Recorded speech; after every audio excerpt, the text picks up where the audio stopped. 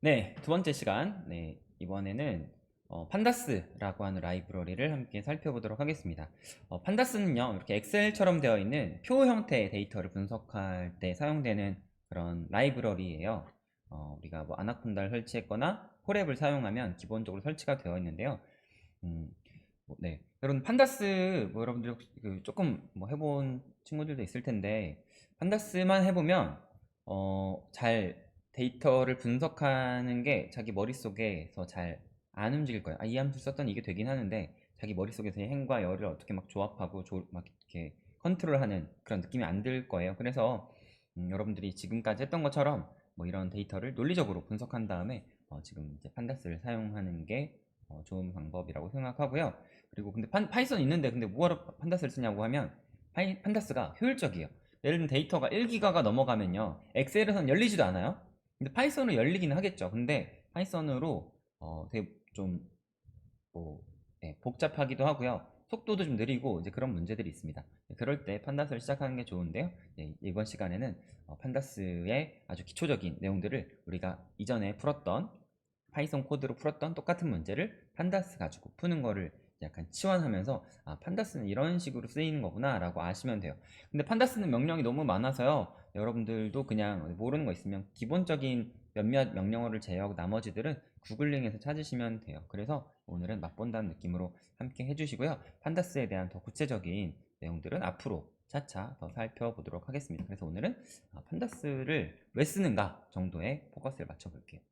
자, 선생님이 일단 뭐 명령은 다 여러분들도 지금 갖고 있죠. 그래서 같이 뭐 실행하면서 궁금한 거 있으시면 숫자 좀 바꿔보고 이렇게 하셔도 좋고요. 아니면 좀 내가 그동안 좀 잘 몰랐다. 익숙한 친구들은 그냥 바로 해도 되는데요. 좀 어렵다고 느껴지실 경우에는 좀 스스로 타이핑을 치는 거를 또 권장을 해드립니다. 네, 시간은 충분히 있으니까요.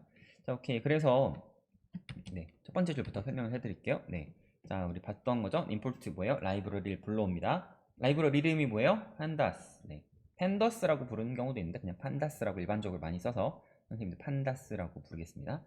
얘의 AS 뭐죠? 별명, 네, 엘리어스라고 하는 건데 별명이라는 뜻이고요. 걔 이름을 PD라고 별명을 붙여준 거예요. 판다스가 기니까. PD가 뭐의 약자예요? 판다스를 줄여서 부르는 말입니다. 판다스에서는 그 CSV 파일을 읽어오는 코드가 한 줄밖에 안 돼요. 우리 파이썬, 죄송합니다. 예, 우리 파이썬 가지고 할 때는 두 줄이었죠. 뭐 불러오고 CSV 리더 이렇게 했었는데요. 판다스에서는 한 줄로 딱 깔끔하게 끝나고요. 그 불러온 데이터가 df라고 하는, 얘가 뭐 데이터 프레임의 약자인데, df 데이터 프레임의 약자인데요. 그런 구체적인 내용들은 나중에 살펴보도록 하고요. 자, 이렇게 맨 처음으로 우리가 음, 판다스에 판다스로 데이터를 읽어왔더니 어떻게 생겼냐. 네, 이렇게 하시면 그 데이터를 뭐쭉 보여줍니다. 중간중간에 자동으로 생략을 해줘요. 데이터가 몇 건인가, 4812건이구나 라는 것도 한 번에 알 수 있고요. 참고로 여기 선생님이 여기에 아까 뭐 몇 도씨 이렇게 있는 거는 타이핑 치기가 어려워서 여기 좀 수정한 그 데이터가 하나 더 있습니다. 네, 아까랑 좀 달라진 이유가 뭐 몇 도씨 이거를 타이핑하기가 어려워서 그냥 심플하게 바꿔봤습니다. 네, 오케이. 자, 그럼 보통은 이제 판다스에서 데이터를 읽을 때는 그냥 뭐 이렇게 데이터 프레임, 그러니까 표라고 생각하시면 돼요. 데이터 프레임. 네, 이렇게 헤드라고 하면 5개의 데이터만 불러옵니다. 그래서 3개 하면 그래서 3개만 볼 수도 있어요. 그래서 어떤 데이터가 있는지 그냥 쭉 간단하게 모양을, 어떤 데이터가 있는지 느낌 살펴볼 때 저 헤드라는 걸 쓰고요. 맨 밑에 걸 보고 싶으면 테일이라고 쓰시면 돼요. 꼬리, 머리, 꼬리. 네. 디스크라이브 데이터 특성 전체적으로 한번 볼까요? 네, 봤더니 통계적으로 특성이 나옵니다. 자, 카운트 4813개가 있고요. 네, 얘는 지점은 108, 다 똑같아요. 평균, 평균, 여기 평균 기온의 민값, 그러니까 평균이죠. 평균 기온의 평균값, 평균 기온의 중앙값, 이렇게 해서 민 25, 50, 75 맥스가 나옵니다. 최저 기온, 최고 기온 마찬가지로 이렇게 통계적인 특성이 나오게 됩니다.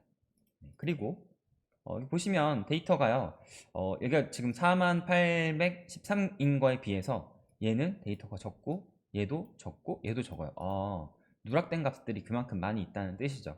그래서 그런 누락된 값들을 이렇게 네, fill NA. 그러니까 NA가 뭐 not a number 뭐 이제 이런 느낌으로 많이 쓰이는데 어쨌든 비어있는 데이터를 0으로 채우겠다라고 하면 이번에는 describe 다시 한번 보면 어떻게 나와요?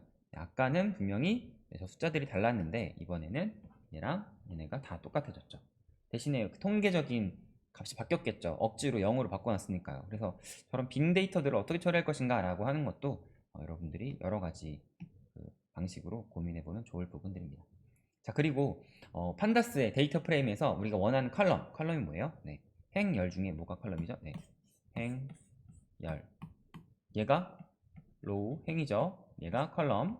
네, 컬럼입니다. 그래서 우리가 원하는 요 한 줄에 요 컬럼만 딱 우리가 자르고 싶다라고 할 때 어떤 명령을 쓰냐면 딕셔너리 봤을 때랑 굉장히 비슷한 코드입니다. df라고 한 데이터 프레임의 최고라는 이름의 그 컬럼을 내가 지금부터 가지고 오겠다라고 하면 어떻게 실행이 되냐면 이렇게 실행이 되죠. 오케이. 네. 최고 기록만 쭉 됩니다. 오케이. 네. 자, 데이터가 몇 개고 얘는 실수로 되어 있다. 플로트. 네, 실수로 되어 있다는 거 나오고요. 그리고 이렇게 하면 df 최고 뭐예요? 네, 최고 기온 중에 30도보다 크냐? 라고 질문을 하는 거죠. 네, 우리 조건문 할 때 조건 만드는 거 똑같죠. 그랬더니 false 아니다 맞다 이렇게 해서 최고 기온의 데이터의 그 참과 거짓을 요거 가지고 만들어 줄 수가 있어요. 그리고 이게 판다스가 되게 마스크라고 하는 기능이 되게 재밌는 기능인데요. 자, 보세요. 방금 조건이죠. 그 조건이 참인 것만 보여줘 라고 하는 거. 실행해 보시면 오, 이런 기능이 있네 하실 거예요.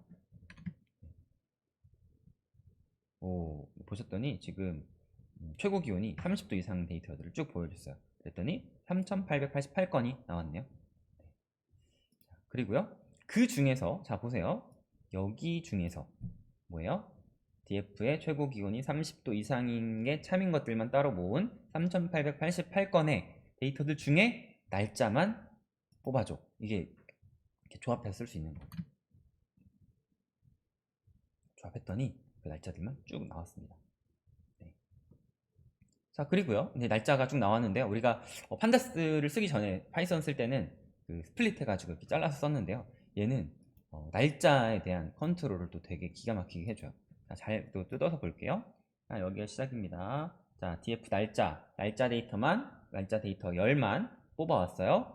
그거에서 date time index라고 하면 요 함수를 실행을 시키면 뭐가 되냐면 날짜가 이제 우리가 자유자재로 컨트롤할 수 있는 형태로 바뀌어집니다. 자세한 내용은 인터넷 찾아보시면 돼요. 어쨌든 거기에서 .year 하면 누가 나와요? 연도가 나와요.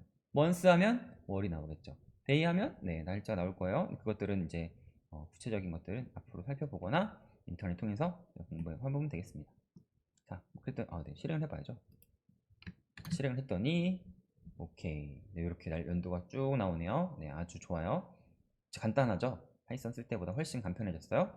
그리고 걔네를 가지고 df의 year라고 하면 자, 이거 좀 신기한 건데 딕셔너리랑 또 비슷해요. 딕셔너리에서도 키를 없는 키를 그러니까 예를 들면 a라고 하는 딕셔너리를 만들었는데 a의 a, b는 1 이렇게 하면 어떻게 됐어요? a, b, 땡땡 1 뭐 이렇게 됐단 말이에요. 네, 기억을 잘 안 보이군요. 다시 A라고 하는 딕셔너리가 있었습니다. 네, 이 딕셔너리 비난을 할까요? 네. 오케이. A라는 이름의 딕셔너리가 있는데 이 A라는 이름의 딕셔너리에다가 A, B라고 하는 이 코드를 실행시키면 어떻게 된다고요? 네. A라는 딕셔너리에 A가 어떻게 바뀌어요? A, B라는 키에 1이라는 밸류를 갖고 있는 이제 이런 걸로 바뀌게 된답니다. 네. 기억 잘 안 날 수도 있는데 그래요. 이거 똑같은 느낌입니다. 똑같은 느낌으로 어떻게 실행이 되냐면 이 오른쪽에 있는 값이 이제 오른쪽에 있는 게 값이 되고요. 얘가 키가 되는 거랑 비슷한 느낌인 거죠. 그래서 df에 이어라고 하는 열이 새로 추가가 돼요. 여기에 이어라고 하는 열이 추가가 되고요. 여기에서 아까 보셨던 1907부터 쭉쭉쭉쭉 2020까지 이 데이터들이 여기에 그 데이터로 들어오게 되는 겁니다. 실제로 실행을 해 보시고 이것도 혹시 궁금한 거 있으시면 질문을 하시면 되겠습니다. 자, 뭐 실행했더니 아무 결과 안 생기는데 다시 한번 df.head 이렇게 실행했더니 저 2열라는 새로운 열이 추가가 됐습니다. 여기는 지금 위에 거 5개만 보여줬기 때문에 이렇게 된 거고요. 쭉 다 저장이 된 거를 볼 수가 있어요. 오케이. 네. 자, 마찬가지입니다. 네, 그리고 value count라고 하는 함수가 있는데 이거 되게 유용해요. 많이 쓸 거예요, 앞으로. 자, 보겠습니다. 일단 데이터에서 최고 열만 뺐어요. 그 중에 30도 이상인 것들을 또 뺐어요. 그거에 이어. 그러니까 최고 기온이 30도가 넘는 날 중에 3888개 중에 그거의 그 연도를 어떻게 해요? value count.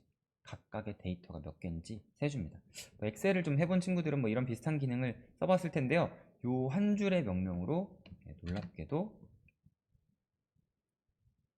1943년에 71 이게 나와요. 한 줄에. 네, 왜 이렇게 됐는지 논리적으로 생각해 보세요. 아, 여기에서 이렇게 하고 나면 30도가 넘었던 연도만 쭉 나올 건데 1943이 몇 번 나왔고 1939가 몇 번 나왔는지 이거를 이제 자기가 알아서 카운팅 해준 거죠. 네, 근데 여기서는 지금 자기가 자동으로 제일 많았던 1943년에 제일 많았네요. 네.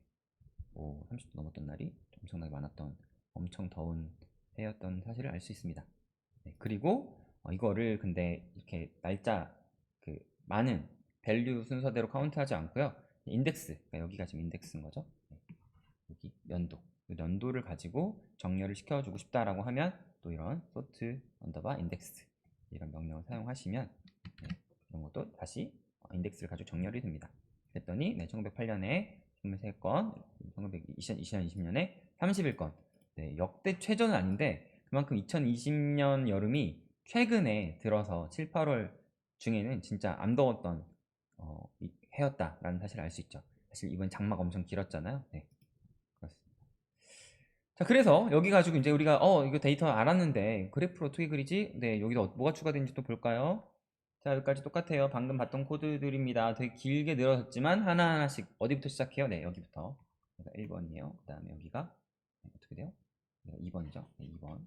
이게 3번이고요. 여기 4번이고요. 이게 5번이고요. 여기 6번이고요. 마지막으로 플랫점 바.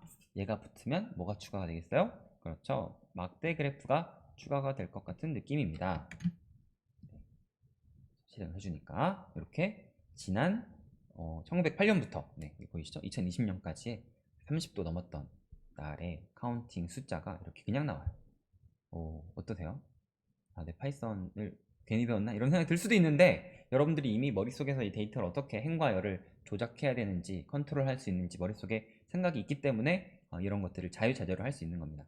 그리고 함수들이 되게 다양해서요. 이거는 좀 하고 싶은 분석이 있으면 인터넷 검색하시면 더 수준 높은 분석들도 많이 하실 수 있어요. 자, 그리고 조건을 조금 추가해 보겠습니다. 어떻게 추가하냐면 여기에서 AND, AND가 AND고요. 5원은 짝대기예요. 네, 짝대기 어떻게 쓰는지 궁금한 친구들은 Shift 그리고 원 표시 있죠. 거기 위에 짝대기 하나 보일 거예요. 그게 얘예요. 네, Shift하고 이렇게 누르면 어떻게 생겼냐고요? 네, 이렇게 생겼어요. 네, 이렇게 파이프 라인이라고 부르는데요. 네, 아무튼 이렇게 있습니다. 자, 얘를 실행시키고 나면 어떻게 돼요? 네, 1980년 이후에 30도 이상이었던 날에 대한 막대 그래프로 쭉 나왔습니다. 자, 여기서는 여러분들이 숫자를 조작하시면 더 궁금한 내용들을 금방 바꿀 수 있겠죠. 자, 그래서 앞에서 우리가 그 기온 데이터 분석했던 그 코드가 라이브러리 불러왔죠. 데이터 읽어왔죠. 빈 값 채웠죠. 어떻게 됐어요? 네, 여기 칼럼 새로 추가했고요. 연도 추가했고요. 연도에서 어떻게 이걸 했는지 실제로 딱 5줄 만에 데이터 불러오고 전처리하는 거 3줄, 그리고 칼럼 새로 만드는 거 1줄, 실제 그래프 그리고 분석하는 것도 1줄. 네, 아주 간단한 코드만으로 우리가 복잡한 분석을 해낼 수 있었습니다. 그래서 이제 우리가 앞으로 당분간 판다스 가지고 어떻게 데이터 분석할 수 있는지 더 자세하게 살펴보도록 하겠습니다. 오늘 수업은 이걸로 마칠 거고, 여러분들 실습하면서 궁금한 내용 있으시면 궁금한 내용들 클래스홈에 질문을 올려주시고요. 그리고 또 여러분들이 지금 선생님이 보여준 거 말고도 더 재밌는 분석을 스스로 해서 또 그런 것들도 클라스홈에 올려주시면 좋겠습니다. 이것으로 이번 두 번째 시간도 마치도록 할게요.